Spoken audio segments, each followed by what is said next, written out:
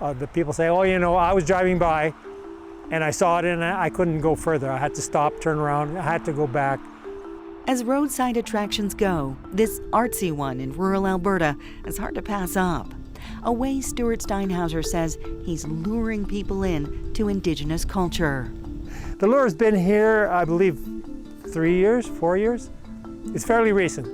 I developed this installation site so that I could showcase my large work. How large? Well, these 4 granite pieces on his property on Saddle Lake Cree Nation, 180 kilometers northeast of Edmonton, weigh 62,000 kilograms, about the same as 10 full-grown African elephants, or 1 very large armored tank. Total price tag on these sculptures? $1.7 million. So how does he create work like this? We're going to take you behind the scenes for more. There's a whole lot of noise and dust, sweat and shaping. And the 73-year-old admits carving granite takes a physical toll. But he makes sure nothing goes to waste. And as I'm working my way through a big piece, I split off elements. I try to save them, and that's what they look like when they're freshly split. And then if I'm, for instance, going to make a bison shape, I pre-cut the waste blocks to a bison shape. I call it a carving blank. He says his process is unique, developed over the past 50-plus years. Steinhauser has no formal training, a fact that inspires many, including his own son.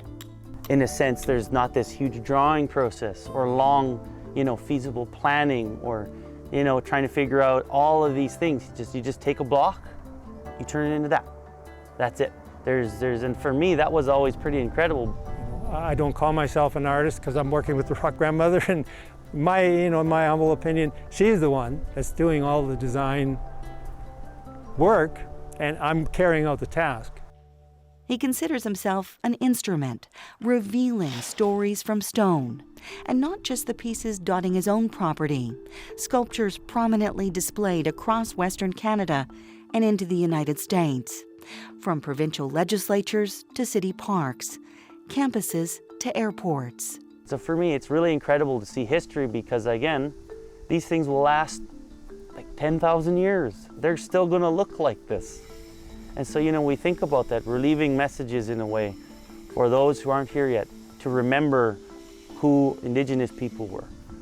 For his grandchildren and generations to come. I feel tremendously fortunate that the rock grandmother, why me?